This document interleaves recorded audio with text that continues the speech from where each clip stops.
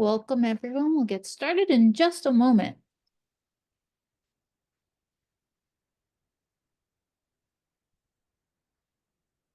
We are so excited to have you here for the Grade Decision Intelligence Demand Trend webinar.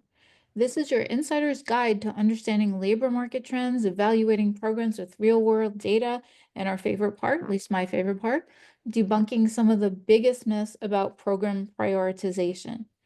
Leading today's session is Bob Atkins. He's our founder of Grade Decision Intelligence and the best-selling author of Start, Stop, or Grow. Bob has helped countless colleges navigate complex program decisions with clarity and confidence. And today, he's here to share key insights to help you strengthen your institution's programs and strategies. We are also thrilled to welcome our guest, Quinn Kohler, as a panelist. Quinn is a highly skilled problem solver in higher education, bringing expertise in accreditation, activity-based costing, program review, and more. As the Director of Institutional Effectiveness, Accreditation, and Academic Assessment at Utah Valley University, Quinn brings a creative and resourceful approach to tackling higher ed challenges, and we're very lucky to have him here today. There are a couple of housekeeping notes. If you have any questions, drop them in the Q&A box at the bottom of your Zoom screen. We'll get to as many as we can. Do you want to replay? You'll definitely get a recording and slides in your inbox soon. So let's connect. Our great team will be available in the chat throughout the session. Now, Bob, let's dive into the real data shaping the future of our industry. Thank you very much, Marianne, for the kind introduction. And today I will indeed be talking about the demand for higher education programs. And two sides of that. One is what do students want, and the other is what do employers want right now. So let's take a look. I have to admit, we're going to start with a brief description of PES. Hands raised or in the comments field if anybody knows what a PES is, but if not, I'll explain that. And then we'll talk about student demand, employment, and I'll hand it off for Quinn to do an economics case study on how Utah University uses this information, Utah Valley, excuse me, University uses this information to make decisions, and importantly, to influence its legislature as well. So what's a PES? Well, PES is a program evaluation system. And briefly, a program evaluation system is way more than just data and software. It starts with your mission. It includes academic standards. It includes data on your markets, and that's where we'll spend our time today. And it covers margins. And many of you may ask, why are we talking about margins? This is academia. We're not here to make a profit. The answer is margins fund mission. So, and there's always going to be programs that are small that may not cover their full costs. That's fine, but you need enough healthy, financially productive programs to cover the margins for those smaller ones that may not be able to stand on their own 2 feet financially. And that kind of cross subsidy is normal and appropriate as long as the programs are getting subsidized or mission aligned. So in addition to the data, you need to engage the right people, provide them with the right information, and enable them to effectively discuss and evaluate programs together. That together part, we think, is hugely important for 2 reasons. 1, people feel heard. 2, the arguments that need to be made around a program, and I mean that in the analytical sense of an argument, not in the heated type of meaning. The arguments get made, people can hear them and react to them and reach a decision in real time. So when we do this, we use workshops, and it takes the process of deciding about whether to launch a program down from a couple of years to a couple of days. So it's very, very important in enabling the institution to make decisions that it's comfortable with across faculty, administrators, and also in a timely way, which is increasingly important as higher ed becomes more competitive. Finally, the other missing ingredient that we talk about is program management. And that's something that needs to happen on an ongoing basis, in particular, paying attention to changes in employer and student demand so that you can make nearly real-time changes, at least per semester, in things like teaching loads and courses scheduled so that they're adapting to changes in enrollment. So that's what a program evaluation system is. Now, the question is, why bother? And it's my favorite otter. And there's a lot of work, so why would you do this all the time? And the answer is that program evaluation has very concrete financial impact. you can increase revenue primarily using data from markets by identifying programs to start or grow. And our clients, I think the most successful one added $7 million in annual recurring revenue within 3 years after it had launched a series of new programs. And that number was still rising. On the cost side, there isn't as much opportunity, but still $1 million or $2 million at most institutions in cost reduction. By the way, generally not by cutting programs, but by reducing the number of courses and non-teaching activities. We'll typically see $1 million or more of just plain unallocated faculty time. It's not teaching, it's not release time, it's something else that is undefined. So there's usually an opportunity there to refocus people, get folks back in the classroom, and reduce the cost of instruction as well as the overall cost of operating the institution. So that's why you do it. And it gives you a way of doing it that's less disruptive to the institution, especially when you focus on the cost side more at the course and section level, and less in programs. The other reason we don't recommend focusing on, and it's not there aren't programs that might need to be reduced, but it's that there just isn't very much money in it. Most programs are contribution positive. And by the time you get done with the revenue decline from not having the program, it often offsets the cost savings. So you really don't pick up much in terms of net margin impact. So that's why we tend to try to work the costs over on the course side and revenue on the program side. Now, let's turn to where the demand is. We're going to talk about student demand and focus first on Google keywords. Now, a moment on why we talk about Google keywords. And the answer is because they are a leading indicator. This is what people are looking for now for programs that they may attend 6, 12 months from now. And how far out in the future depends on the degree level. Generally speaking, the lower degree levels, they're closer in. The higher degree levels, they may be 12 to 18 months out from the time they start searching till they actually enroll in a school. So what's going on here? First, let me give you a hand in interpreting the chart. The dark, well, now it's going to say the medium blue is 2024, the light blue is 2025, and the dark blue is 2023. I apologize for not making the order more logical, but it goes from 2023 to 2025, left to right. So what we see in this particular chart is right now it's up 18%, which is not shabby. But you'll notice over here on the right-hand side of the chart, there's actually up quite a bit more late July, August, September. That's actually a 51% average increase in these months. So the rate of growth in Google search volumes tapered off a bit, but still very healthy at 18%. The cost, however, has been high, and it's over $14.50 per click, and it's up slightly year over year. Please keep in mind that $14.50 per click translates into almost $1,450 per student. So that's not inexpensive. And it can be, if anything, that's a low estimate that would assume approximately 1 out of every 100 clicks converts to a student. And in all likelihood, the number's really 2 to 4 times that. So buying people through the Google channel is fairly expensive. And what may seem like a minor increase can become quite material when you adjust it for the number of students that ultimately result from a click. So what's going and what's growing? I was a little surprised to find that everybody wants to go into dismal science this month.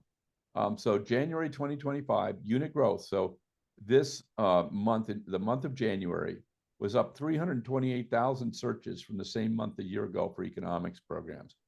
Pretty robust growth for such an analytical program. Then we see public administration and one kind of other program, aviation and aerospace, up almost 90,000 searches. We have only two health programs here, excuse me. Public health at over 100,000 and clinical psychology at almost 82,000. Education, 2 programs on our list, education general with close to 150,000 searches and public health general with a little over 100,000 searches.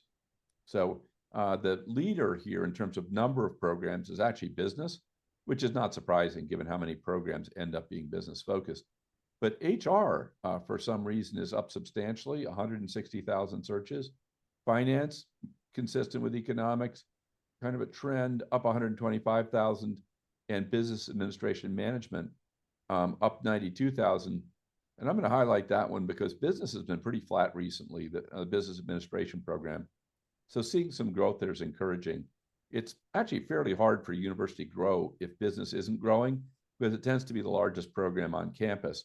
So it's important that that one is healthy. Now let's shift and talk about not a future indicator like Google, but a more current indicator, enrollment. And you all have heard the controversy that took place around the National Student Clearinghouse and the enrollment data that they published and corrected. We were fortunate in that error was caused by their post-data analytics and cleanup, and we get the data before that. So we didn't have that problem, which is a stroke of luck. Bachelor's programs, though, did decline a bit. I was just looking at this yesterday.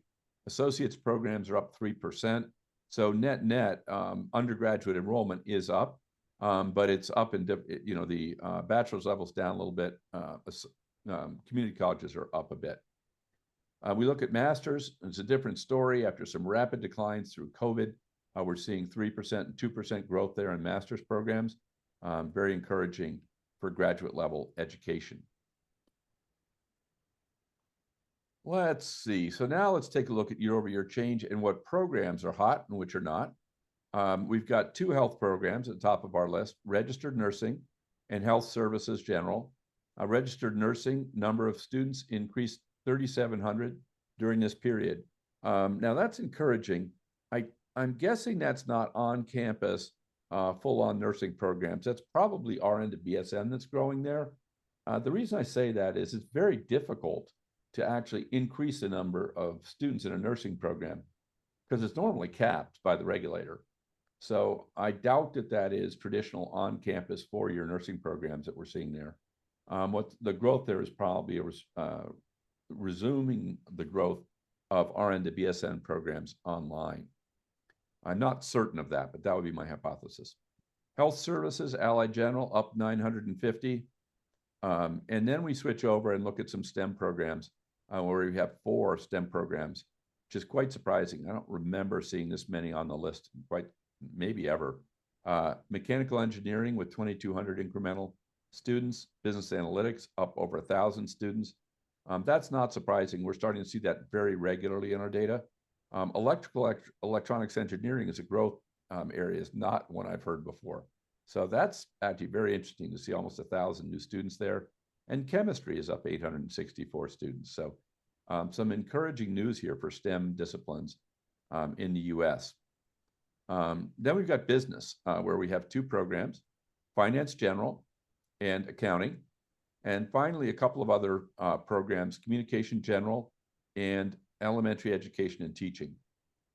Now, what's harder to see when you're looking at a list like this is what's not on the list.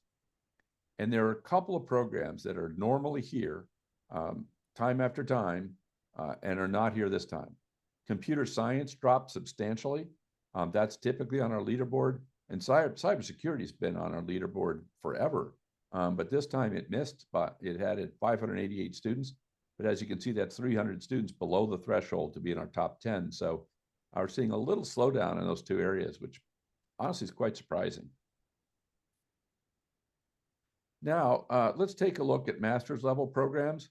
We've got tech at the top of our list with business analytics, #1 slot, data analytics right behind it. Both of these added over 1,500 new students, business analytics coming close to 3,000. So these are very, very hot areas. And we see AI up 1,000. I don't think that's surprising, but it is its first time on the list. So this is a very hot space. It's still growing off a pretty small base, but I would expect that to continue to grow. And in fact, I would expect the growth to accelerate. Now, keep in mind that this is a classical artificial intelligence programs, and those are going to have a lot of math and be teaching folks about how to build AI itself. I think the hot space in AI is going to be the application of AI, not the building of large language models per se. So there are thousands of potential applications that can be built using AI tools. We're in the course of building several ourselves. And that's much easier technically, actually, than building the underlying AI models. And it doesn't cost $1 billion either, which is handy. So I think the growth here is going to be more in AI applications and teaching those people how to build those applications rather than how to do the really tough math that goes into creating an LLM. We do have some things here that are not so tech and numbers oriented. Social work, up 1,200 students. Family practice nurse, up 1,100 students. Mental health counseling, up 700. And occupational therapy, up 700. We have a couple of finance and business programs as well. Financial analytics, economics, and human resources management general. I'm going to give a little note of caution here on FPN. I was out working with the college and speaking with one of the hospitals that they support. And one of the clear messages they gave was the nurse practitioner role is oversubscribed. They literally wanted any other health professional, but said they had an oversupply of nurse practitioners. I was quite surprised. That shocked me. I didn't realize there was an oversupply of any type of nurse. So you may want to keep that in mind as you think about where to invest your dollars in graduate nursing programs. Now, an FPN and a nurse practitioner are not quite the same thing as I understand it, but very similar in terms of education required.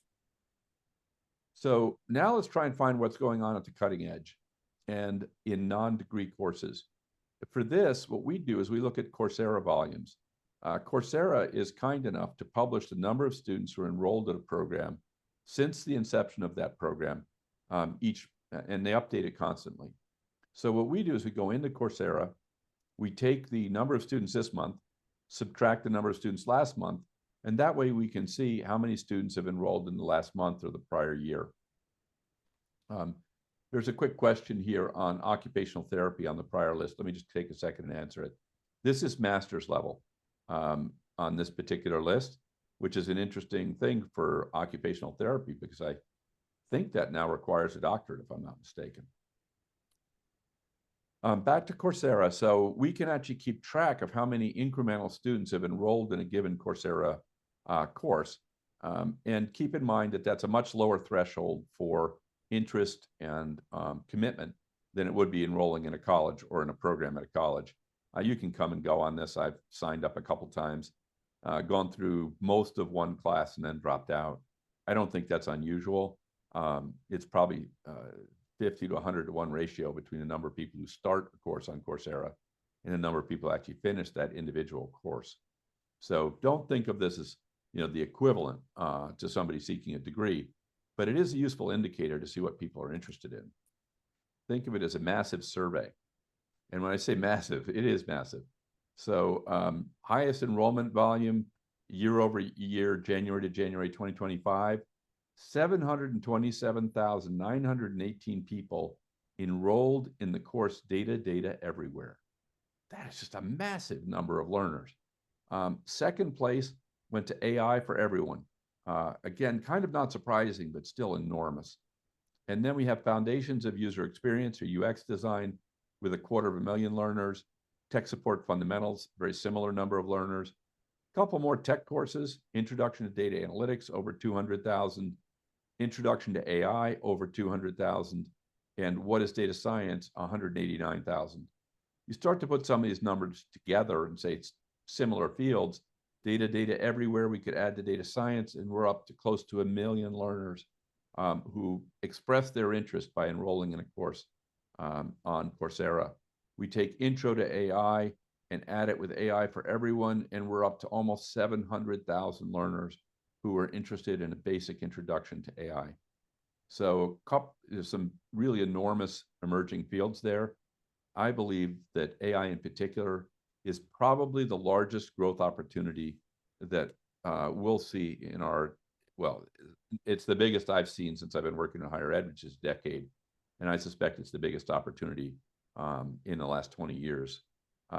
Cybersecurity might be right there with it, but I think AI is going to be much bigger than that because there's an opening in AI for very non-technical people to get in and use it if they've got the proper training. And we have a few things here that are not AI and data. Powerful mental tools, up 250,000. Project initiation, project management, up 234,000. And a few people even care about humans and studied Introduction to Psychology, up 220,000. Highest skills required, there goes data analysis again. This is from job postings now. What do employers want? And we've got some 3.2 million job postings where either data analysis or data visualization was requested. Could be both, by the way, so that may not be discrete job postings. There may be some duplication between those two. Then we've got SQL up with 1 million job postings, Python, data science, data cleansing, all over 800,000, machine learning and deep learning up over 600,000. And then we have a couple things that, thank God, are not data science or coding, spreadsheets and project management. All right, now let's see what international students are interested in. Bob, before we move on, we do have one question in the chat, if that's okay. And the question is related to maybe 2 slides ago about Coursera. Are these single courses within the given certs? These are single courses. Thank you. We also had a question, what's the source of the skill demand? The source on skills is about 70 million job postings that we've collected, and then we go through and use AI to sort them out and figure out what skills are mentioned. We've got a skills taxonomy now that's fairly clean, so we can map all sorts of crazy things people use to refer to a given skill into a single skill category. So that's where it comes from, is a whole bunch of job postings and then data analytics to figure out what skills are and how many there are. So let's turn to international for a moment. And like much of the data this month, it's good news, up 13%. India is leading our list, which is very logical, but not usually the case. Bangladesh coming in second, followed by Pakistan. Then we have Nepal, relatively small country, in 4th place with 43,000 students, or 43,000 page views, coming from that country. And you can read on down the list. You might well ask yourself, well, why do I really care? Well, one of our clients took this data from our systems, and there's richer data behind us, and ran targeted marketing campaigns into these countries with a combination of the country and the programs of interest in that particular country. And by the way, you can run it all the way down to an individual city. Over the course of 2 years, they increased the number of international students they had from 300 to 1,000. You can imagine what an impact that had on their financials. So you can put this data to very good use. Marketing in these countries is much less expensive than marketing in the US. I mentioned that a lead here on average costs $14 per click on Google.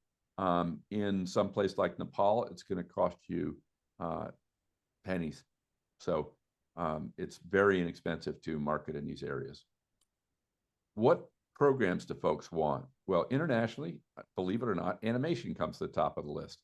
And then we see graphic design, computer science, health services, visual and performing arts, marine sciences, bioinformatics, political science, nuclear engineering, and mathematics general. That's all at the bachelor's level.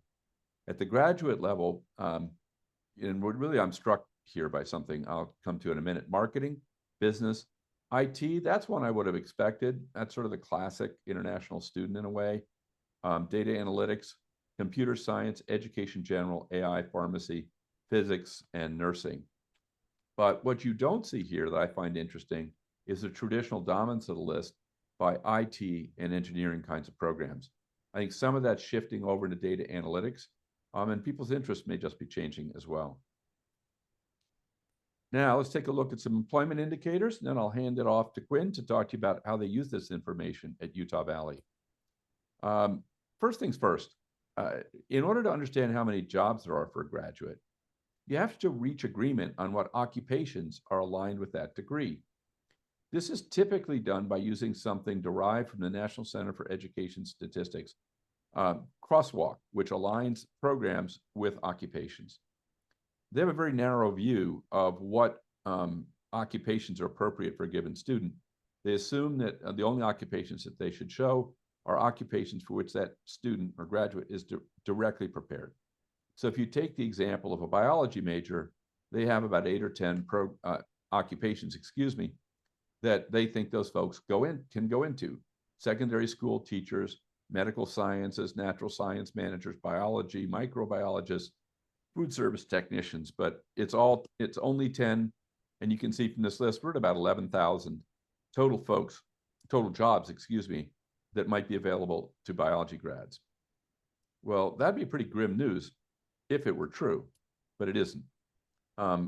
First, the number one thing over there was secondary school teachers. You might ask yourself, well, what percentage of secondary school teachers are actually bio majors? And the answer is not very many.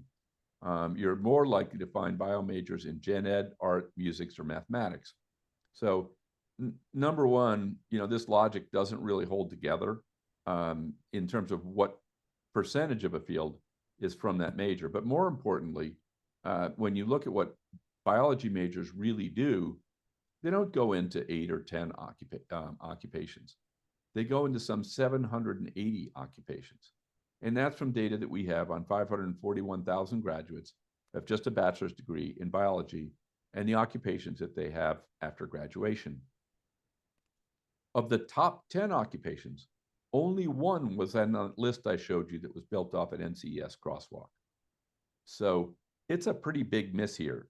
If you say it's 10 and it were 11, 12, 15, that would be a near miss. And in this kind of work, that's actually probably fine. It's as good as it gets. But when it's 10 and reality is 780, I don't think it's a very good job, and it's not very accurate, and it's actively misleading. One of the things you'll want to check is what your faculty may be telling students, because oftentimes faculty are reading the same kinds of things, and they have a very narrow perspective on what a student can do with a degree. So that's one place you'll want to intervene. The other thing you want to do is look at your website. People have started to sell widgets that will tell a graduate what jobs are available to them after they graduate from your institution. And they're built often on the same kind of NCES crosswalk concept. So you want to be very careful that they're not actually dissuading students from going into a major because they don't show enough jobs, when in fact there may be many, many more jobs out there that those majors are eligible for than they've been told. So given that much broader perspective, what's going on with job postings? And the good news is they're up 8%. The bad news is they were up a lot more recently. So I think we're seeing a little bit of a tapering in the job market. It's not bad. Up 8% is really not bad at all, but it's slowing down a tad. And what kinds of jobs are out there? These are the biggest jobs are actually growing the fastest. General and operations manager, software developers, registered nurses, retail salespeople, and marketing managers all up 3,000 or more. Sales reps up 2,500, and industrial engineers. These are all things that are not only growing quickly, but very large in the first place. Then we have a handful of others that aren't among the largest, but still growing well. Sales managers, financial managers, and elementary school teachers.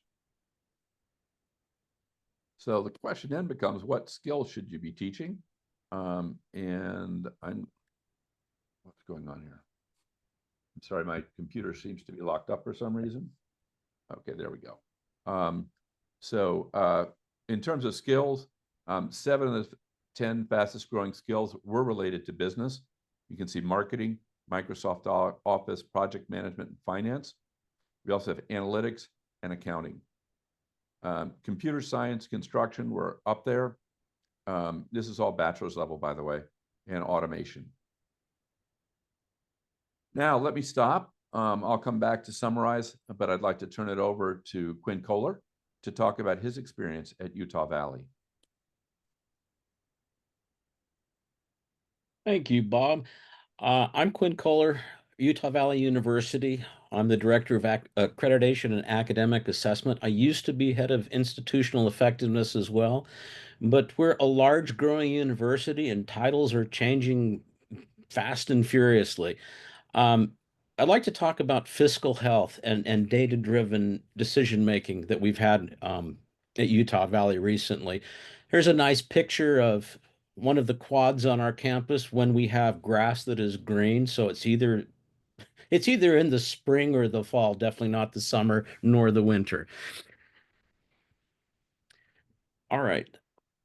Here's a little bit about us. We're a comprehensive regional master's granting institution. We're located in Orem, Utah, about an hour south of Salt Lake City and about 10 minutes away from Brigham Young University, which is across town in Provo. We have a little over 46, almost 47,000 students, and we're the largest university in the state of Utah. And we're one of the top 60 universities by enrollment in the United States. We've been ranked #1 in Utah for best net price, #2 in Utah for social mobility, and we try to keep our student ratio, student to faculty ratio from a 25 student to 1 faculty member. Now, this is the slide that I think might astound some of you, hopefully not. Our academic program portfolio, we have a total of 304 programs that we manage, and we manage them strategically. We've got 109 certificate programs, 65 associate degrees, 110 bachelor's degrees, and 20 master's degrees. I'm not counting the online degrees in that above total. We used to account for them separately, but there's no reason for us to do that anymore. So we're not going to count that. They're part of those 304 programs one way or another. And Quinn, I should mention, I did the math the other day. It sounds like a lot of programs, but it's actually 175 students per program, which is a pretty healthy number. That's correct. Now let's talk about what got us to where we are today. We've been using Grays now for several years. I don't think we could do the work that we do without it. I'm pretty sure we couldn't. Up until April 2024, we're an open enrollment dual mission university, and we're located in the fastest growing region in Utah. The population of the state has shifted southward from Salt Lake City into Utah County, where we're located at. We've had very rapid enrollment growth. We've increased students by 55% over the past decade, and we even grew during COVID, which astounded all of us.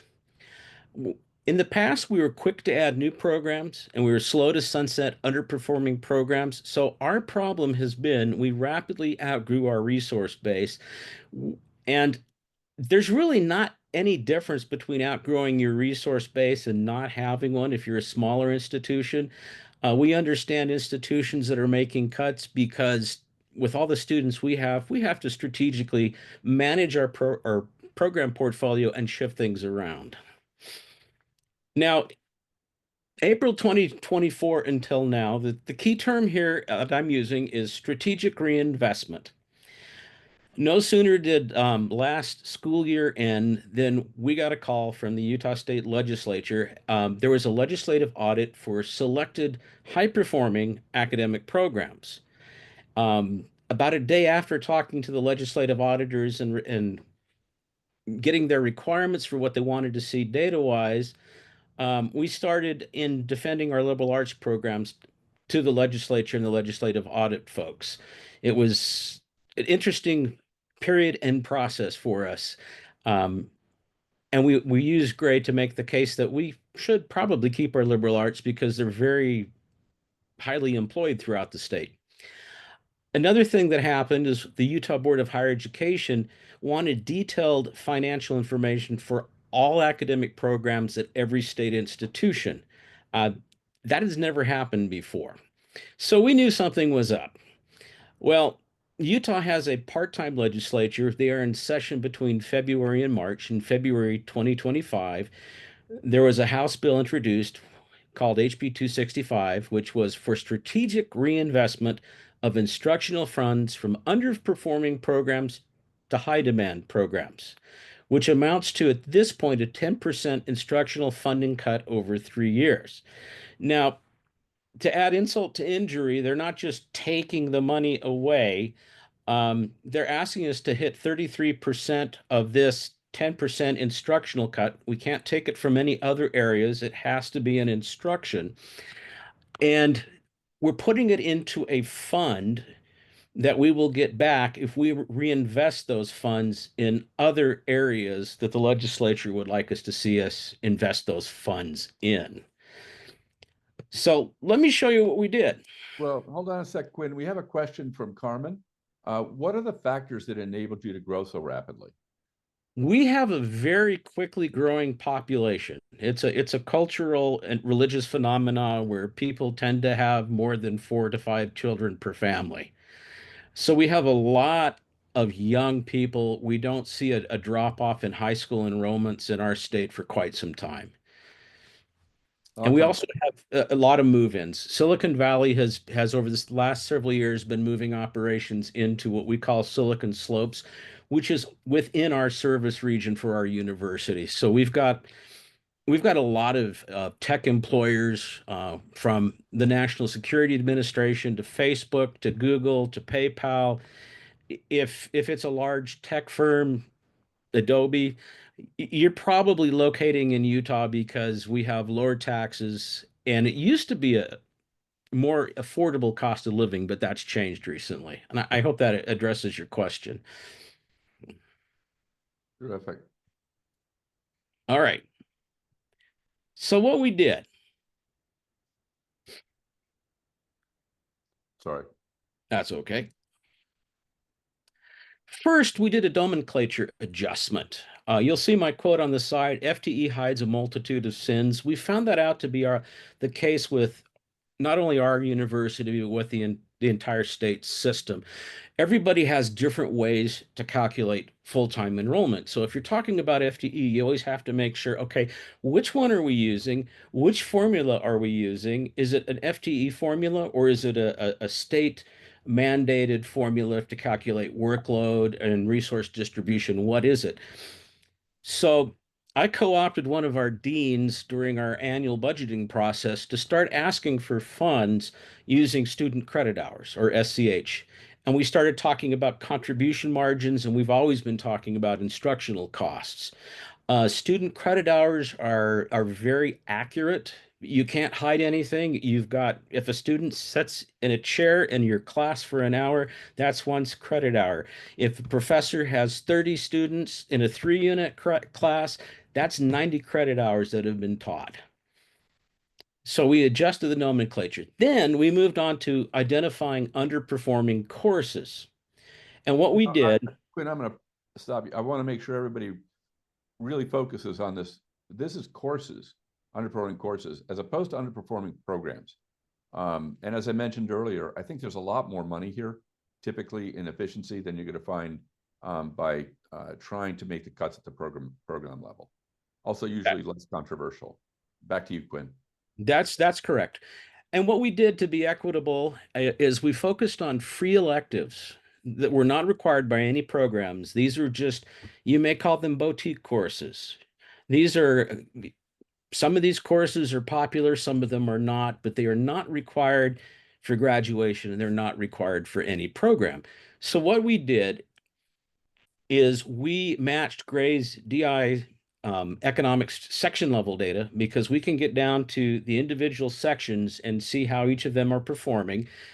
And then we married that up with data from our curriculum system where we identified those courses that were free electives.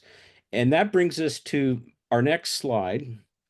You'll see a big black box there. I apologize for that, but I've redacted departments and courses because we're still in the process of notifying departments and colleges which courses we're making adjustments to. The thing you should pay attention to is the column with a lot of big red numbers. We have one course that was losing $18,967 per student. The one thing we learned from contribution margin is there are some courses that add positively to the margins of the university. And then we have other courses which are subsidized courses, which means that other programs are paying to keep those courses going. The yellow, we did 2 runs-throughs of the data. We looked at all the elective courses, multiple section courses, and then the ones in yellow are ones that were 1 section courses. And we said if we're going to do anything, let's look at the 1 section courses, and if we need to build on that, we will add more courses to the matrix. And we identified $2 million in reinvestment funds just by looking at courses. Then we went to underperforming programs. Once again, using Gray's economics data, we identified 18 programs, which amounted to only $1.2 million in reinvestment funds. And some of these programs, I have to say, we transferred them to the local technical college, and they're the process of teaching out at the end of this semester and over the summer. The courses, the programs, and the faculty attached to them will likely move to the technical college. Oop. So let me touch on why we partnered with Gray DI and what Gray DI has allowed us to do. We use the economics platform, like I mentioned, to identify underperforming areas and growth areas. We're able to track multi-year trends rather closely and granularly. The state of Utah in the past has not tracked program costs. They've tracked departmental costs. We can get down and look at individual programs. And the other thing it did for us is it got the university on the same page for financials. We're all finally speaking the same language. We used Gray's Markets, PES. We identify new programs that have a high chance of success, and we're able to identify programs that are coming into decline so that we don't have to wait so long before we make adjustments to them. We use the academic management dashboard, where we're able to perform meaningful annual program reviews. And you heard me right, an annual program review. These are not the big ones that we send off to the accreditor, or they're not the ones that we send off to the state. But every year, deans and department chairs are able to sit down and talk with us in the provost's office about areas where we need to reinvest, retool, subsidize, add more funding to, so we have a good sense of what's happening with all of our academic programs. Gray's alumni data was invaluable to us in justifying keeping all of our liberal arts programs, because we could look at the employment data statewide, and we could look at our graduates and where they went and where they were employed. And we made the case that those with liberal arts, degrees were some of the highest employed people within the state of Utah.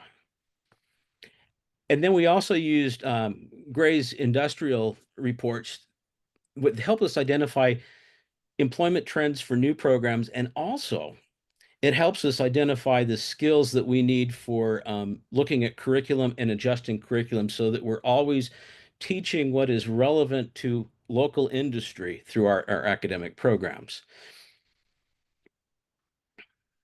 Super. Now, go ahead, Andy. I'm sorry, Quinn. Now, here's the incidental benefit we had, and I'm sure you'll find this too if you have or are going to use Gray's economic data. Is the rollout process helped us identify what I call bad data. It's unhygienic, it's undocumented, it's mismapped, and it's unmapped. And so we went through this process, and the data that we have going into Gray's is clean. When I'm asked by the president or the provost for a report, I know it's going to be accurate because we spent the time to make it accurate with Gray's through the mapping process. And the other side benefit was it saved me from doing this manually. I used to do this in Excel, big data tables, one person.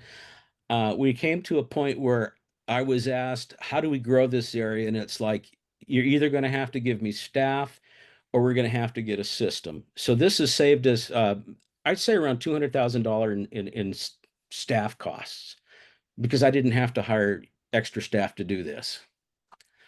I think that's one of the key elements here as we move forward for most universities is, data hygiene. There are lots of things you can do with data. You've talked about a lot of them today, Quinn. When you think about AI as we move forward, AI is going to be critically dependent on your having clean data to feed it.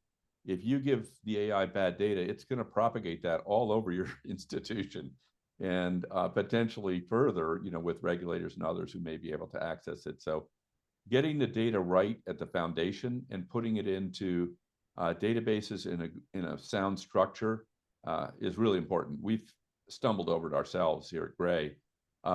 we had an AI app, and we got the AI part all done. And then it took us 2 or 3 more months to actually get the data cleaned up and the data structure established that allowed the AI to read it correctly. So keep that in mind. This data hygiene piece, I think, is really, really important as we move into the future. I see a question in the chat about how this is translating from BA to MA. What we're looking at now is 3-2 programs, 3-year bachelor's, 2-year master's. We've seen a growth in our master's programs, and in fact, we're looking at several new programs that we can add. And I'll mention as an aside that by using Grays, we had a program that had flatlined, not by dying, but it hit an enrollment ceiling that it couldn't seem to exceed, and that was our traditional business bachelor's degree. And we used Grays and all the data in Gray DI to take a look at that. And we thought, we don't really need to change much, but we just need to kind of tweak this a little. So we rebuilt the bachelor's degree, including data analytics, other skills that we pulled out from industry reports. And we brought that online, and it was interesting because we lost no students in changing the traditional business degree into a business and analysis degree. And at this point, it's the fastest growing program in the state of Utah. We went from 850 people enrolled in that program to almost 1,300 within 2 years, and that program is still growing. That's awesome. I can't say I really find it rewarding when you all can use our data and get real value from it, both for the university as well as for the students. It's incredibly exciting. Now, before I turn to the summary, let me actually take a second and respond to some of the questions here. So there are questions around margin and some of our terminology. There are 2 terms that we use today that drew questions. One is FTE. That's full-time enrollment, but we also use SCH, student credit hours. Importantly, Quinn mentions a much more reliable basis for comparing things. Everybody knows what a student credit hour is, and so you get much better numbers out if you use SCH. For example, to compare 2 programs' cost, we do that on cost per student credit hour. There's a question from Ted around what's the break even, and this was if there's $6,500 to $7,000 a year in tuition, what is your break even for a course to run? Is it different for majors, minors, and free electives? So the answer to that question is yes, and a few things.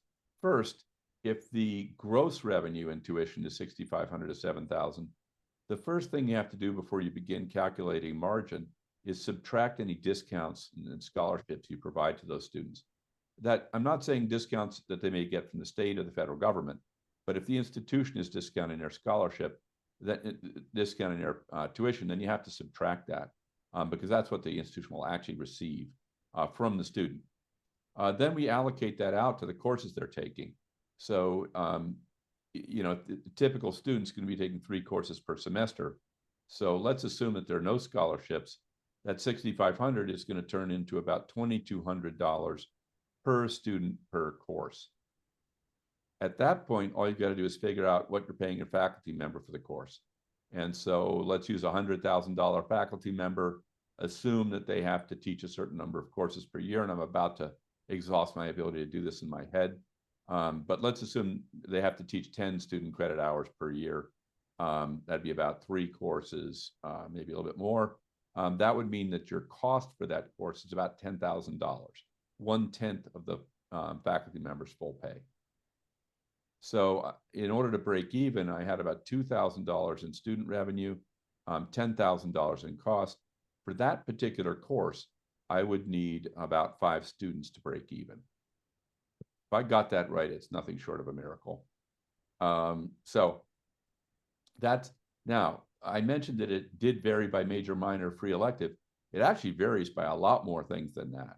So one of the things you'll find is that students with discounts may cluster in certain courses. So that $2,000 per course can easily go down if you've got a group of students who are getting full rides, think athletes. So there's just talking yesterday with a client who said, yep, we had a very low enrollment, very low margin in that course. We had lots of students, what's going on? And it turned out, yeah, that was a course all their full ride student athletes were taking.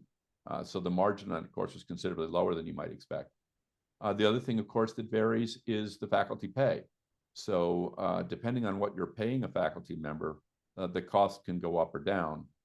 And then the last variable is to what extent is that faculty member actually in the classroom? How much of their time are they spending in the classroom? Because we do strip that administrative time out, things like release time on the cost side, we take out. So we're really looking at the cost to teach in as pure a way as we can get it. Now, that means we've excluded a lot of overhead. So if you do this analysis and you find you have 50% margin, I want to be careful not to break your arm patting yourself on the back because there's a lot of overhead in a college that has to get covered. There's the faculty release time. There's my favorite category, faculty unassigned time. That is, they weren't teaching and they weren't release time. Truthfully, we have no idea what they were doing. And that's usually $1 million or more at a small to medium-sized college. So that's an immediate opportunity to potentially get those folks back in the classroom and make best use of them. But then there's all the other stuff, heat, light, rent, president's pay, admissions, marketing, that has to get paid for as well. So I think you're looking, generally speaking, for something like 60% or higher margin from a course or section in order to feel like it's probably covering the full cost of the university. But that number also varies depending on your administrative superstructure. So that's a very quick run at it. Probably not super clear from a verbal explanation. If you'd like to have a little more detail, please do get in touch with us directly, and we'd be glad to do that. Let's see. Let me summarize now, and I'll turn back to any questions after that. So what did we hear? We heard pretty good news overall. Google searches are up 18% year over year. A little slower, but still a very healthy growth rate. Cost per click is up 1%, which is not great news, but it's not life-threatening either. Economics, including econometrics, grew by some 328,000. So I expect we'll see continued growth in that. You recall that was also up when we looked at enrollment. Student enrollment growth was mixed. Why do I think that's good news? Well, I think we've all been here long enough to know that we've seen declines for a number of years. So seeing a decline as low as 1% for bachelor's programs is actually pretty good news. Master's enrollment grew. So net, I think we're slightly ahead. And if you have two-year programs, you're much more ahead than that. In fall, the programs with the fastest growth in enrollment were registered nursing at the bachelor's level and business analytics at the master's level. We also learned that when you get a biology degree, or really any degree, you're not only going to go into a field for which you're directly prepared, you may go into dozens or hundreds of other fields as well. And in fact, in our example with biology, they didn't go into 10 occupations. Those graduates went into 780 different occupations, most of which were not directly related as kind, had nothing to do with their major. But they learned how to think, they learned how to do science, how to do rigorous analysis, and that has all kinds of applications. In January, the winner on job postings was General and Operations Manager with the fastest growth year over year. And not surprisingly, there's high demand for skills in marketing, Microsoft Office, and project management. So I'm optimistic, actually, looking forward. I like to think of it as sort of an informed optimism. The reason I bring it up is we've all been concerned about the cliff. And I don't really believe that we're facing a cliff. Why do I say that? Has there been a decline in births 20 years ago? Yes, that's true.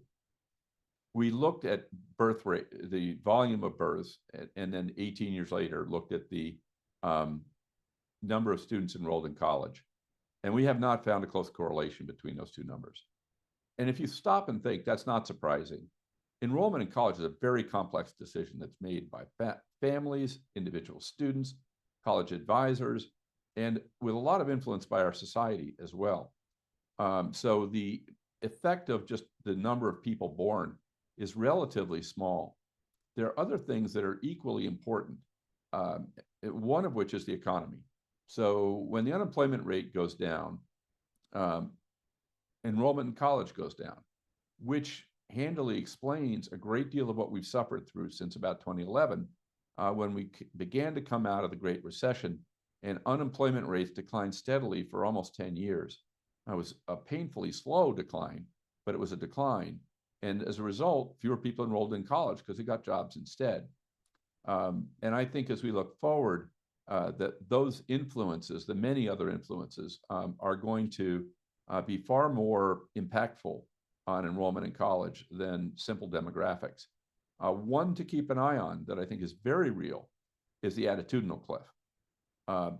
There is a growing belief that college is not necessary.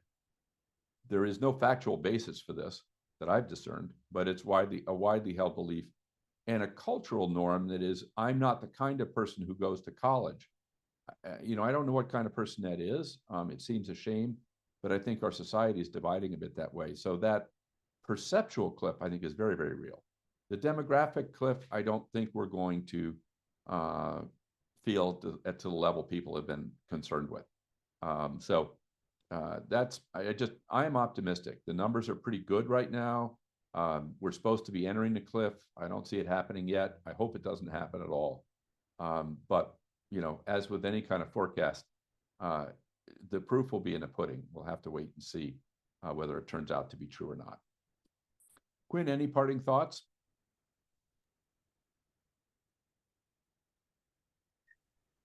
I would just say that the numbers that you have on campus, you need to learn them, you need to own them, because there's a lot of details that you can garner from looking closely at the numbers and applying methodologies like this to what you're seeing.